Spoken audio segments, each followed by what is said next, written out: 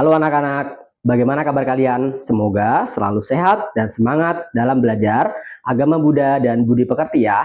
Pada video pembelajaran ini, kita akan belajar Pancasila Buddhis. Setelah pembelajaran ini, kalian diharapkan dapat mengamalkan nilai-nilai Pancasila Buddhis berlandaskan pada nilai hukum sebab akibat yang saling bergantungan. Anak-anak, setiap orang punya perilaku yang berbeda. Ada yang baik, ada juga yang kurang baik. Tapi, supaya jadi orang baik, kita perlu pedoman. Dalam ajaran Buddha, pedoman itu disebut sila. Sila membantu kita memilih perbuatan baik dan menjauhi perbuatan yang buruk. Dengan menjalankan sila, kita belajar malu dan takut berbuat jahat. Nah, anak-anak, sudahkah kalian melatih sila hari ini? Yuk kita belajar bersama dengan penuh perhatian, semangat, dan untuk mengamalkan Pancasila Buddhis dalam kehidupan sehari-hari. Bersama saya, Bapak Prayogi Pangestu. Namo Buddhaya. Pancasila Buddhis adalah peraturan yang dilaksanakan umat Buddha berdasarkan ajaran kitab suci Tripitaka.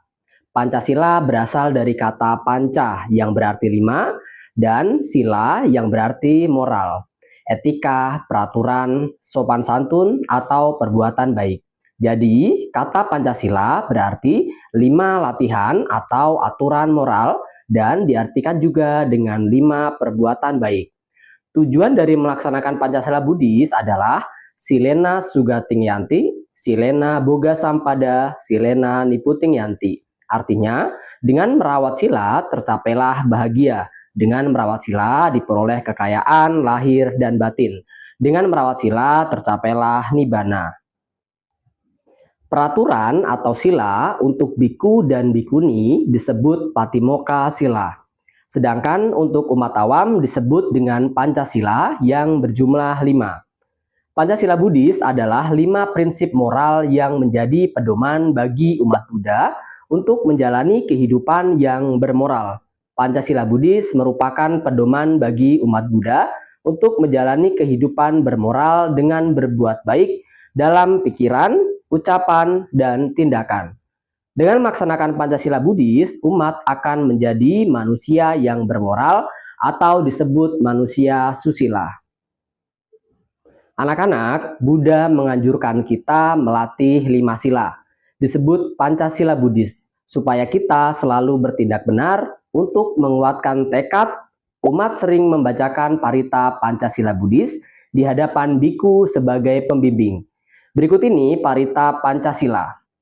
Yang pertama, Panatipata Weramani Sikapadang Samadhyami. Yang artinya, saya bertekad melatih diri untuk menghindari pembunuhan makhluk hidup. Yang kedua, Adinadana Weramani Sikapadang Samadhyami. Yang artinya, saya bertekad melatih diri untuk menghindari mengambil barang yang tidak diberikan. Yang ketiga, Kamesu Micacara Weramani Sikapadang Samadhyami. Yang artinya, saya bertekad melatih diri untuk menghindari perbuatan asusila. Yang keempat, Musawada Weramani Sikapadang Samadhyami. Yang artinya, saya bertekad melatih diri untuk menghindari berkata tidak benar. Yang kelima, Surameraya Maja Pamadatana Weramani Sikapadang Samadhyami.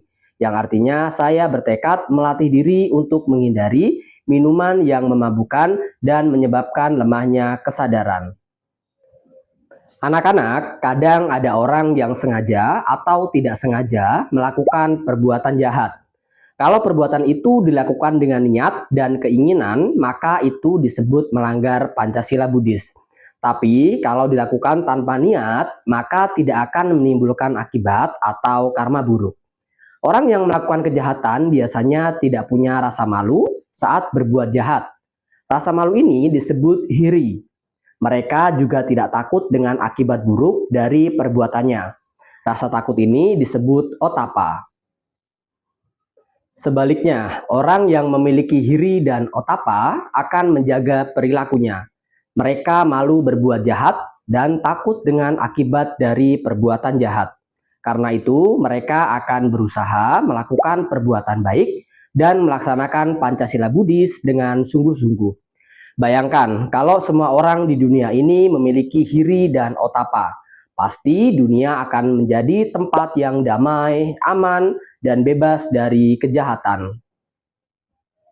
Nah, anak-anak, Pancasila Buddhis adalah pedoman agar kita selalu bertindak benar dalam kehidupan sehari-hari. Jika kita memiliki rasa malu berbuat jahat atau iri dan takut terhadap akibat perbuatan jahat atau otapa, maka kita akan tergolong untuk selalu berbuat baik. Yuk anak-anak, kita belajar untuk selalu memiliki rasa malu dan takut akan perbuatan jahat, agar hidup kita dan orang di sekitar kita menjadi lebih baik. Sampai di sini sudah paham anak-anak? Jika kalian belum memahami materi ini, kalian bisa menonton videonya dan membaca materinya di belajarbuddha.id. Dan kerjakan kuis-kuisnya juga ya. Cukup sekian materi kali ini, sampai berjumpa di kesempatan lainnya. Bapak Prayogi ucapkan, Sabe Sata Bawantu Sukitata. Semoga semua makhluk hidup berbahagia. Sadu, sadu, sadu. Terima kasih anak-anak. Namo Buddhaya.